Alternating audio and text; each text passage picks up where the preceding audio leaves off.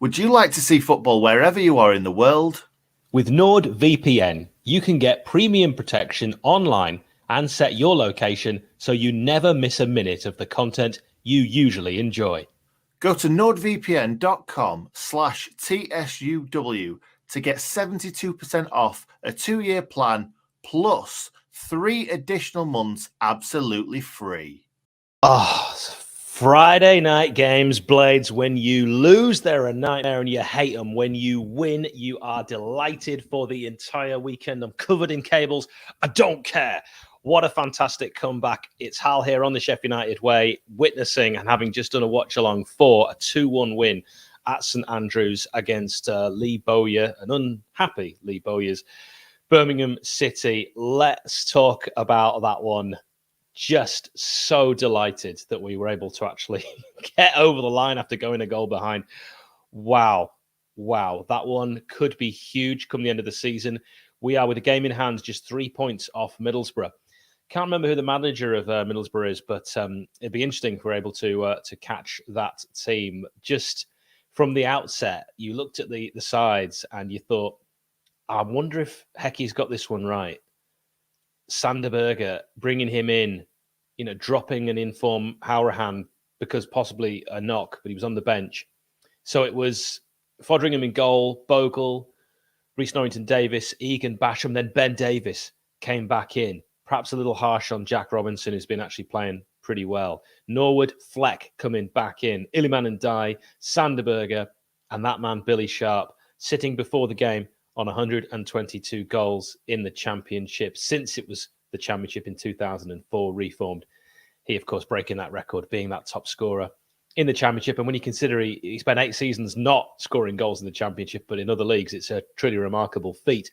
Some interesting names on the bench. I think a lot of people thought that David McGoldrick might be Hecky's choice to play up front with Sharp, but he was on the bench with McBurney, the new signing, Adam Davies, the keeper, Howrahan, Good, Baldock, and returning from his 9 goals at Burton, Daniel Jefferson. So onto the game. I think if we're being fair, you can usually miss every first half for Sheffield United this season. You won't actually miss anything. Kind of 14th minute is where you get the first moment of something worth writing down. And it was a big thing. It was, in my opinion, I thought it was going to be the turning point in the whole game because Keith Stroud is a referee that we said in the match preview doesn't give penalties. He's only given one all season. And the 14th minute, Iliman Ndiaye held initially outside the box, then clipped in the box. And for me, it was an absolute stonewall, blatant penalty. It was Mengi, the number 18, who fouled him initially, I felt, outside the box, then tripped him in the box. Keith Stroud, as mentioned, only given 1 penalty all season, despite refereeing 23 games, but possibly had his view obstructed. And I didn't realise that, really, till I had a chance to see it again. And that one, if you can't see it, obviously you can't give it. In the Premier League, VAR, I think there's no question, would overrule that one because it was a blatant penalty. Another thing you could maybe think is perhaps Keith Stroud thought that Iliman Ndiaye clipped his own feet. One thing I think we know with Ndiaye, even though we've only seen him briefly, this season, we've not seen him in too much before. Okay, yeah, he had that a brief appearance against Leicester when he made his debut in the Premier League. But one thing I think I'm right in saying, and I hope other Blades agree with me here, he doesn't go down. He doesn't strike me as a player that is going to try and con a referee and cheat. On 31 minutes, Iliman Ndiaye tries to get a shot away after a cracking head down from Billy Sharp. Also, I think it's worth mentioning Iliman Ndiaye's game. You look at his legs, he's got like kind of 2 sort of stick legs like Bambi. And you'd imagine that he's not going to be a particularly strong player. He is. He's tenacious as well, and he likes to tackle. And if you watch those videos on YouTube that his dad made, I think it starts from when he's about the age of 8 going up as he's progressing and learning how to be a footballer from his dad. His dad's got him running around in the park with a parachute on. That's going to toughen you up. He's a tough lad, and he can give as good as he gets. And we saw that later on in the game. But I do want to make a special mention of Iliman Ndiaye's toughness and the fact that he does get stuck into tackles. I think that's worth mentioning because he's not just a generational talent with wonderful flair. Great tackle from Reece Norrington-Davis on 35. Hooked his legs around the Birmingham City runner. Good refereeing as well from Keith Stroud. I think it's only fair when a ref does make a good decision to actually praise it. I thought that overall, Reece Norrington-Davis, I think I've now sussed him. I remember saying to Nick when we were at Luton away, he's not great at crossing. I think I've decided after watching this game today, Reece Norrington-Davies is a really good defensive player, but I think he's not great going forward. That's probably something he still needs to work on, but I like his positioning and I like his tackling. 42 minutes in this first half and Wes missed it, sort of half chance. It came across. Wes tried to come out and grab it. I think he made slightly the wrong decision. It was played back into Pedersen. He was leaning back and he fired high wide and not very handsome. Half chance, really, because the shot was so bad. But half time came and went. First half with no shots on target for the Blades, 3 off target for Birmingham. It was just not a great first half. Second half, we saw nothing really apart from I thought the Blades came out of the traps well. I thought we looked good. I thought there was encouraging signs, early biscuits from United. Billy booked after Roberts kind of argy-bargy with Ndiaye, and Ndiaye just mugged Roberts off. I thought Roberts was probably a bit embarrassed because Ndiaye just did so well to win a throw-in. They both fell out on that side, the touchline behind the goal, and Ndiaye was trying to get back up, and Roberts put his arm around his neck. What was all that about? And tried to just keep him down on the ground. I thought it was just really strange. Billy being the captain, Roberts being the captain, those two kind of butted heads. Billy's just protecting his brethren, but I felt Billy didn't really need to get involved. I'm glad Keith Stroud didn't book Ndiaye. Sometimes you see a referee just book the 2 players that are originally involved in the altercation, but he booked Billy, he booked Roberts. Roberts definitely deserved to book him. Just don't know what he was thinking. Just totally unnecessary. It was complete nonsense. But in that second half, 52 minutes, Fleck needed to hit it first time when he had that opportunity after a good pass from Sander Berge. And it's now that I'm going to start mentioning Sander a great deal more, because Sander did not have a good first half and Sander did have a good second half. There were a number of players that stepped up in the second, and it would have been easy for 𝐍𝐸, Jack Stewart McCall, to make changes at half-time, but they didn't. And actually, I think we've seen from 𝐍𝐸 as a manager, he doesn't really like, unless he has to, unless his hand is forced, to make changes at the break, and he lets the players kind of play their way into the game. Sander Berge, incredibly good second half. This is a lad that's been out for so long, and he managed to get through the whole game, but he really stepped up because he'd been very pedestrian and very slow. He kind of slowed the play down every time he got it first half. Second half, I don't know what 𝐍𝐸 said to him, but it absolutely worked because he put a rocket at the Norwegian and he just started playing the way that we know he can. Iliman Ndiaye shot on 53, led to a corner after Roberts, who was a very busy boy for Birmingham, the captain. He headed over. Bacuna, he had an opportunity when he laid it off to Lyle Taylor, who's had this now, with this goal he got in this game to give Birmingham the lead, 2-2 on loan from Forest. He scored against Derby, the former Blade, on the hour mark, got a goal for Birmingham.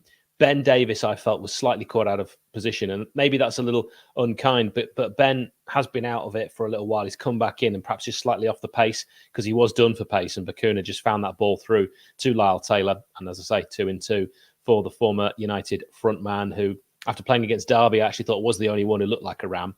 But he got that goal, and that was a case of how are the Blades going to respond? Was it going to be a case of heads dropped, or was it going to be a case of, right, let's take the ram by the horns and actually turn this game around? Because United have been playing all right, and they did exactly that. And that's what's so encouraging under this new regime. I think we've got the chemistry right, because it could have all gone so wrong, because Bacuna on 63 with a good shot, and then he thought, well, if that had gone in, that's 2-0 Birmingham. But it was saved by Wes after that great run from Onel Hernandez on the right-hand side. Every time Hernandez got on the right, second half, he looked dangerous. First half, he was kind of playing just behind the front two. Second half, Hernandez got more on the right, and that's where he does play his best football. He is a winger, and he caused problems, and that could have been 2-0, but the Blades responded really well, because 1 minute later, 1, 2, 3 for Billy. Billy Sharp got his 123rd goal in the Championship. If we're going to sort of keep going with this statistic, it was Fleck to Sander to Billy, goal. And what I loved about this initially is Sander Berge, he gave the eyes to the defender, and the no-look Ronaldinho pass. That's pure class. That's what we have on our hands. When he wants it, when he's up for it, when he gets in his groove. Great balls played in from Fleck and from Sander, and Billy was just not going to miss, because he's in the kind of form that says and screams out, give me a new contract. And then after the game, he says exactly that. And you can't really blame him. Build a statue, give him a contract, do the same for Basham. Etheridge, this was then interesting when that ball was kind of fired forward by Fleck, because Etheridge heads the ball out after that Fleck punt upfield.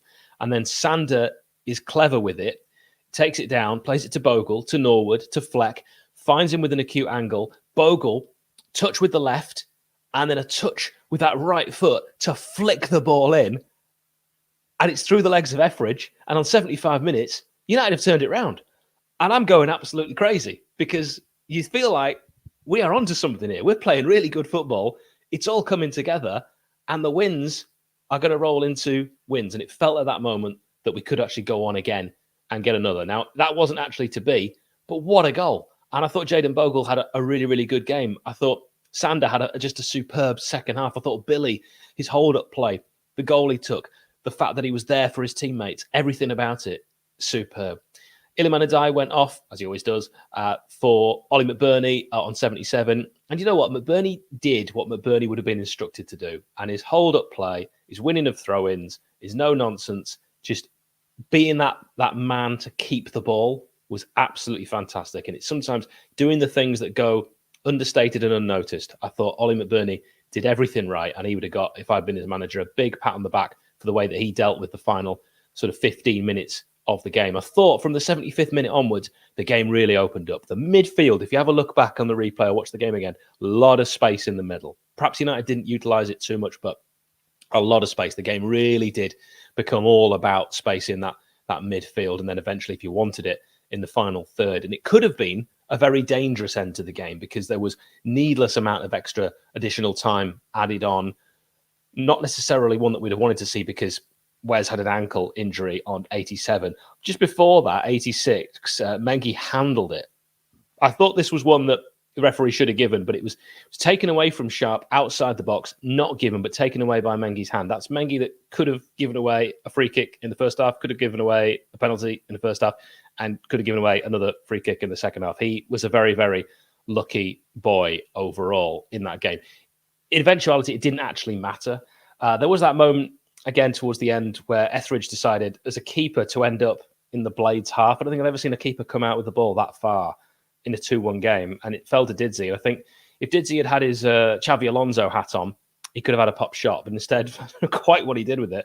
It's like he was trying to run it down for a throw-in, and in the end, he won a free kick for a shirt pull. But I think he could have done more with that.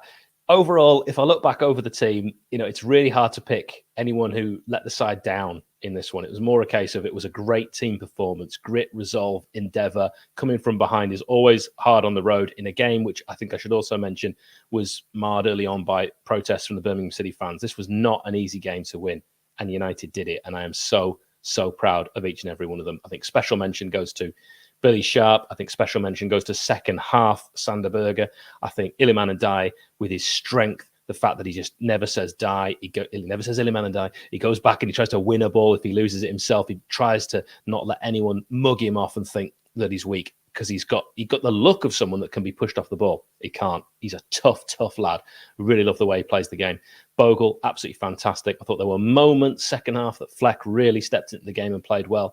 Thought we saw again moments from Oliver Norwood. It wasn't quite the Norwood performance we've seen against Peterborough, but it wasn't a bad performance at all. And Reece Norrington-Davies, good defensively, not good going forward, but maybe that's something that he can grow into and work on because we're probably going to need him to do that.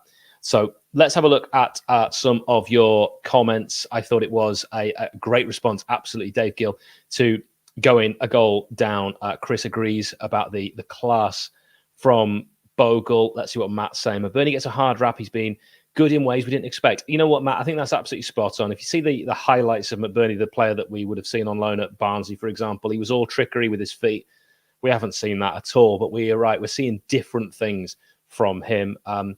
Bowyer moaning. He was moaning about how they were robbed in the last two games. I mean, he was saying that Billy was offside interfering with play, but first of all, we should have had a penalty anyway, so just get on with it. And I don't necessarily agree with that. Maybe he was, but Bowyer.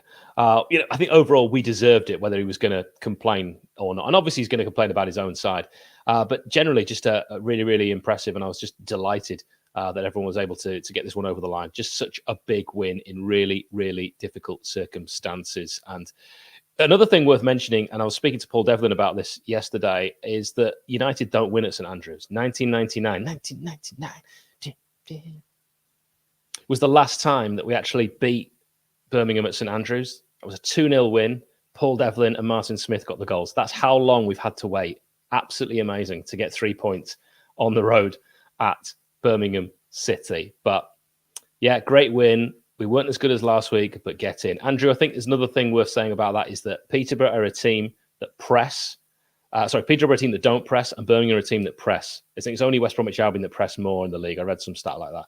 So when you've got a team like Peterborough that doesn't press and the game is just really, really open, I can understand why it looks more impressive, the win like that. But this time we were really up against it, and they are a good side on paper. Birmingham have got some really good players. I don't think their league position particularly tells the true story. And if you look at their XG, I don't normally like saying this, they've been a very unlucky side. But Billy Sharp, he scores goals. In 1999, Metham was 2. That makes me feel ridiculously old because I was at that game on Boxing Day 1999. Yeah, Danny, I would love to see Billy get a player coach role. I think give him the extended contract, and let's say that the Blades are in the Premier League next season. Let's just throw it out there. You perhaps want Billy on a player coaching role, mentoring some of the youngsters. If we were in the Premier League, if we don't get up, maybe, give him one more season playing and then he does his badges, just in the background. But yeah, you're right, Andy. Great reaction to going a goal down. Anyone who's been in and around football will tell you it's how you react. Could not agree more. Spot on, party like, Dom the man. That's a place to end it. Each and every one of you that's joined me for this match reaction, I thank you. You'll have the man who's better at it, Nick, doing the next game. But whatever you're doing for the rest of the day, your evening, or whatever you're watching this, thank you very much. Hope it's a good one.